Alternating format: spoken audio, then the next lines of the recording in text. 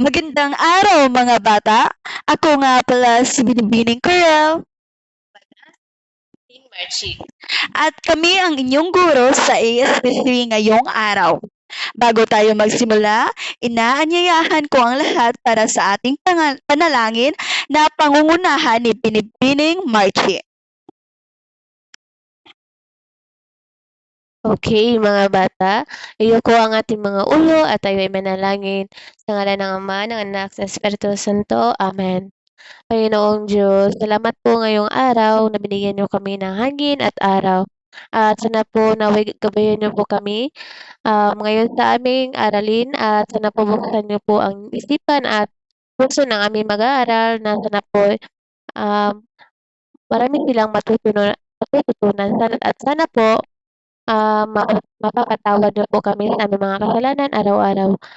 Name, pray, we pray. Amen. Amen.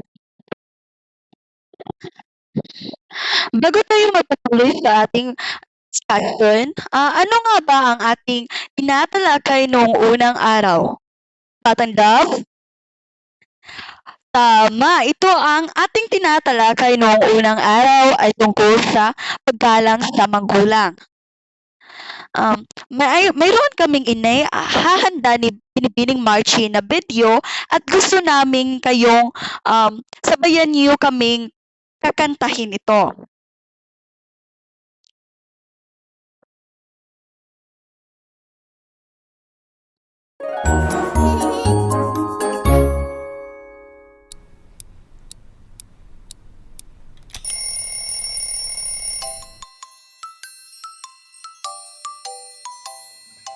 This is the way we wash our face, wash our face, wash our face. This is the way we wash our face early in the morning. Wash, wash, wash, wash. Wash, wash, wash.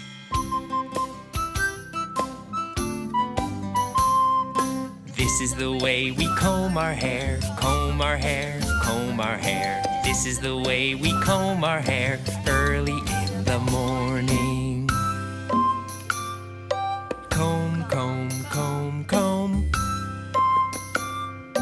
Comb, comb, comb.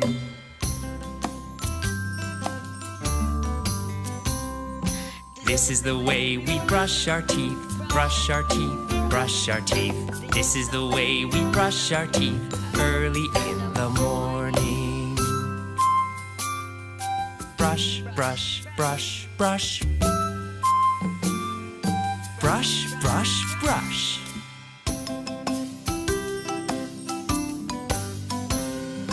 This is the way we get dressed, get dressed, get dressed. This is the way we get dressed early in the morning.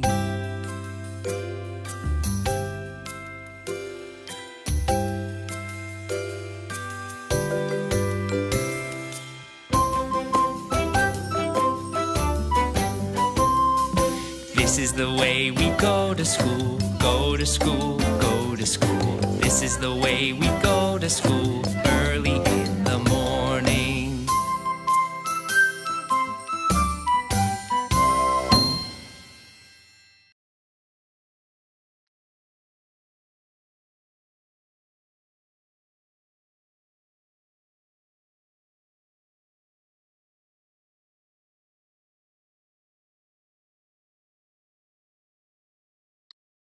So may tanong ako dito.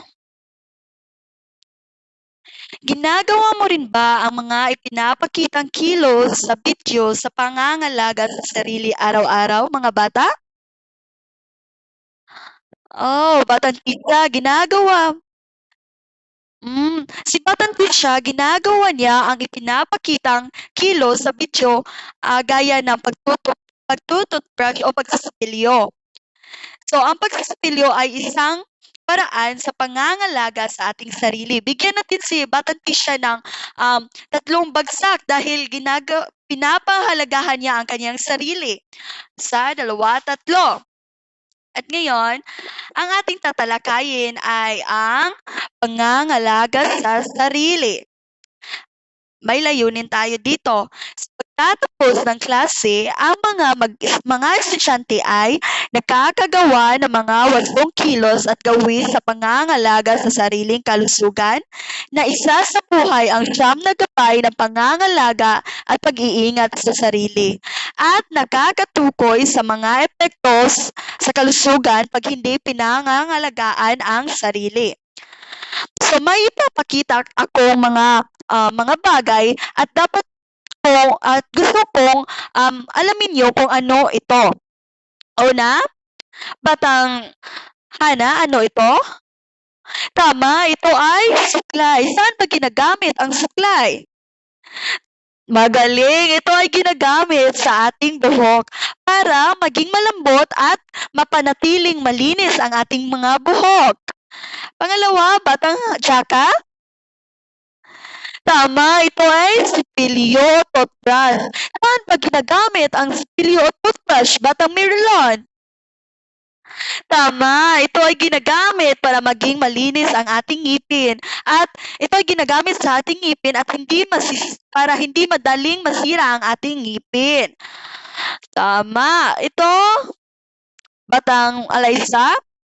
Tama, ito ay tuwalya o towel. Saan naman ginagamit ang tuwalya o towel, Batang Ken?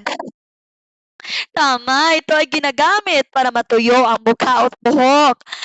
Kadalasan ang towel o tuwalya, ito ay ginagamit pagkatapos nating maligo o pagkatapos nating maglaro. Tama. Ito naman ay damit. Saan ba ginagamit ang damit, Batang Mitch?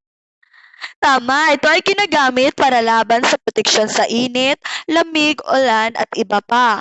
At ang damit din ay ginagamit para hindi tayo mabastos ng mga tao. Tama ba, mga bata?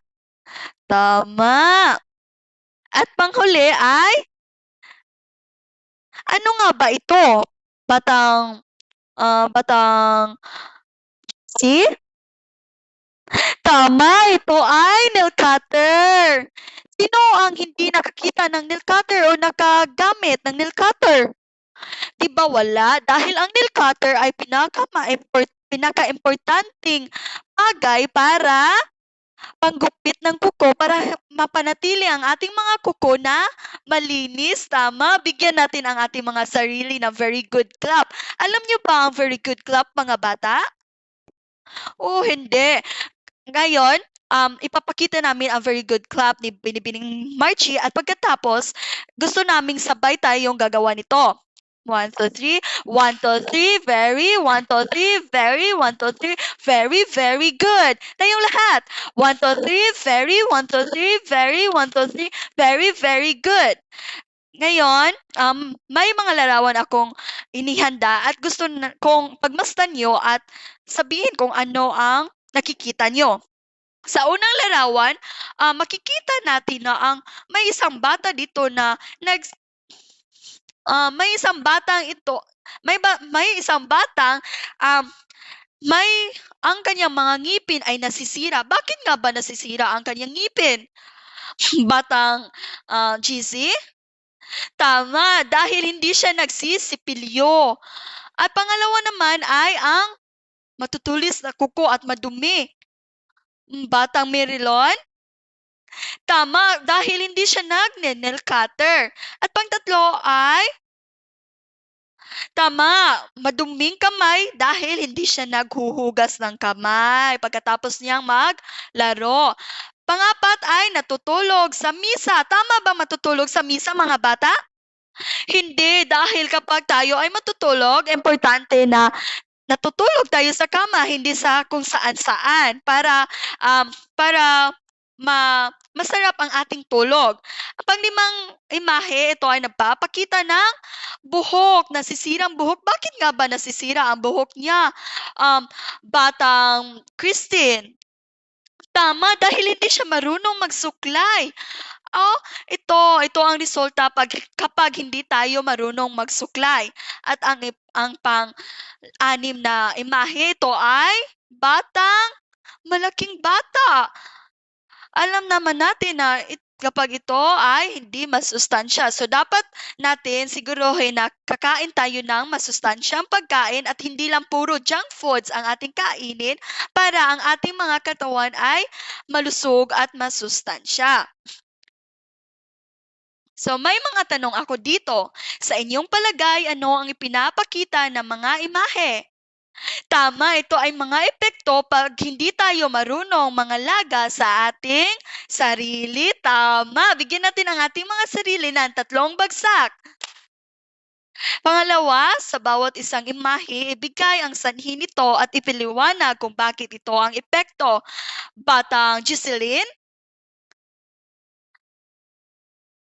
Tama, ang ibinibigay na halimbawa ni Batang Jocelyn ay ang unang larawan. Ang unang larawan ay ang sanhi.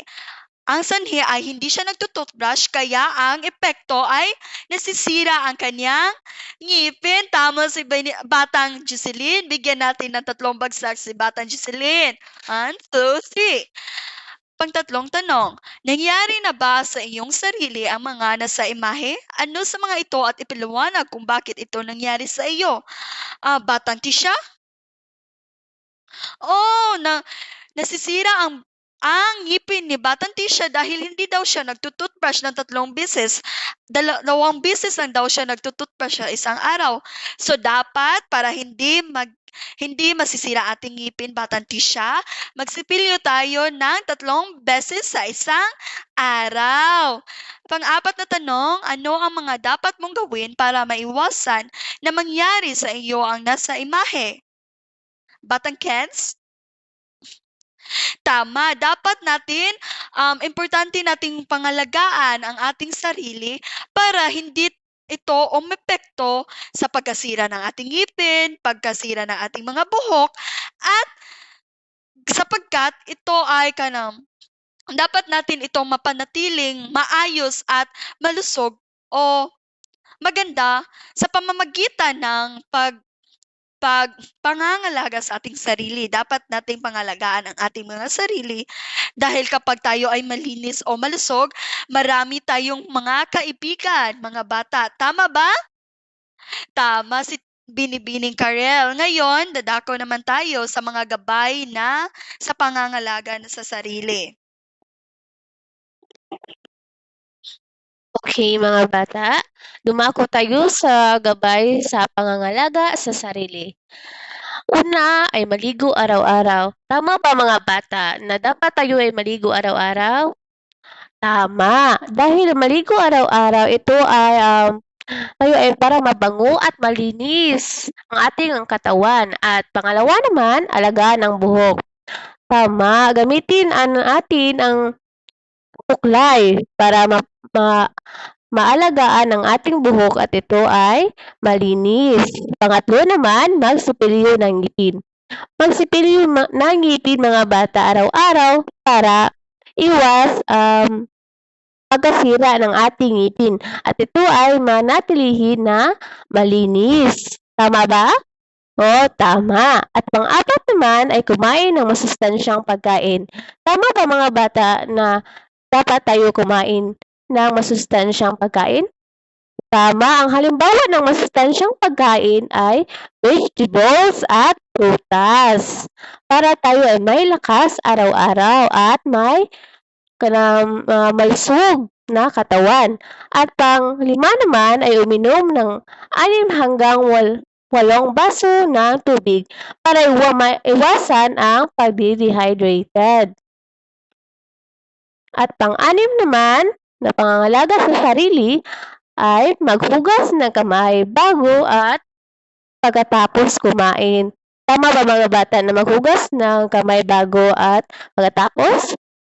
Tama. Para ito, maiwasan ang mga mikrobyo o bakterya na makakapit sa ating mga kamay. At pang-7 naman ay magupit at linisin ang mga kuko sa kamay at paa. Ano bang gamit ng ating gagamitin? Batang Tisha? Tama, yung nail cutter. Dapat gupitin para ito ay manatilihing malinis. At pangwalo naman ay mag-ehersesyo araw-araw. Tanong ko, mga bata, dapat ba mag-ehersesyo araw-araw? Dapat lang, para tayo ay may malusog at may lakas araw-araw. At pang-siyam naman, mga bata, ang pangangalaga sa sarili ay matulog sa tamang oras. May tanong ako, Batang Dove, ilan ba ang oras ang tulog natin? Tama, 7 hanggang 9 na oras para may malusog ang ating pangangatawan. At mga bata, yun lang mga gabay sa pangalaga sa sarili. At ngayon naman, sabay-sabay nating i-recap ang pangangalaga sa sarili. Una, maligo araw-araw. Pangalawa, alagaan ang buhok. Pangatlo, magsipilyo ng ngipin. Pang-apat, kumain ng masustansyang pagkain. At pang-lima, uminom ng 6 hanggang 8 basong tubig. At pang-apat, maghugas ng kamay bago at pagkatapos kumain. At pang-7, gupitin at linisin ang mga kuko sa kamay at paa. Pang-8, mag-ehersesyo araw-araw. At pang-9, matulog sa tamang oras. Okay, at dapat rin natin tandaan mga bata, yung sinabi ni Binibining Karel, nga ang batang malinis at malusog ay nagkakaroon ng maraming kaibigan. At ngayon naman, dumako na tayo. Ngayon, dadako naman tayo sa ating ating pagtataya. May inihahanda kami ni Binibining Marchie na dalawang gawain. Ang unang gawain ay ang panuto. Lagyan ng check ang kahon kung ito ay nagpapakita ng pamamaraan na pangangalaga sa sariling katawan at ikas naman kung hindi. So lagyan nyo ng check at kung ito ay nagpapakita ng pangangalaga sa ating katawan at ikas naman kung hindi. Nagkakaintindihan ba tayo mga bata? At ang pangalawang gawain, panuto, ang mga bagay na ginagamit para mapangalagaan ang sariling katawan. Iugnay ang hanay A sa hanay B. Kukonekta nyo lang ang bagay, ang mga sa hanay A, ito ay ang mga bagay sa hanay B kung saan ito ginagamit. So, i-connecta nyo lang ito gamit ang inyong mga lapis. So, sagutan nyo ito sa inyong notebook sa ESP. Nagkakaintindihan ba tayo mga bata? Ngayon, bigyan lang namin kayo ng 10 minuto para sagutan ang mga tanong na ito. Ang inyong oras ay nagsisimula na. Ano ba mga bata? Dahil tapos na, chika na natin yan. Wow! Ang tataas ng marka nyo. Dahil dyan, natutunan nyo talaga ang aming ni-discuss ni Binibining Marchie. Dahil dyan, bigyan natin ang ating mga sarili ng magaling clap. Alam nyo ba ang magaling clap mga bata? Hindi. Uuna muna kami ni Binibining Marchie at pagkatapos sabay-sabay natin itong gawin. 1, 2, 3, magaling. 1, 2, 3, magaling. 1, 2, 3, magaling, magaling, magaling. Sabay-sabay. 1, 2, 3, magaling. 1, 2, 3, magaling. 1, 2, 3, magaling, magaling, magaling. Dahil dyan, dadako naman tayo sa ating takdang aralin. Okay, at ngayon mga bata, marami kayong natutunan sa aming tinatalakay kanina at ngayon naman ay bibigyan ko kayo ng takdang aralin. Sa inyong bahay, humingi ka ng tulong sa iyong pamilya para kuhanan ang larawan ng iyong sarili na ginagawa ang mga sumusunod. Una, nagsisipilyo. Pangalawa, kumain ng masustansyang pagkain. Pangatlo, nagsusuklay ng buhok. Pang-apat, naghuhugas ng mga kamay. Pang-5, natutulog. Pang-6, nag-ehersesyo. pang-7 uminom ng tubig. Ipaskil ang mga larawan na kuha sa isang long bond paper at lagyan ng label ang bawat kilos at bakit importante itong gawain. Ipasa sa susunod na Merkules. At yun lang mga bata. Nagkakaintindihan ba tayo mga bata? Dahil dyan, may natutunan at nakikinig talaga kayo sa ating aralin. Bigyan natin ang ating mga sarili ng 5 bagsak. Dahil dyan, magpapaalam na kami. Maraming salamat mga bata. Ako nga ulit si Binibining Karel. Ako nga pala si Binibining Marchie. At magpapaalam na kami sa inyong mga bata. Maraming salamat mga bata. Sa susunod muli. Bye-bye!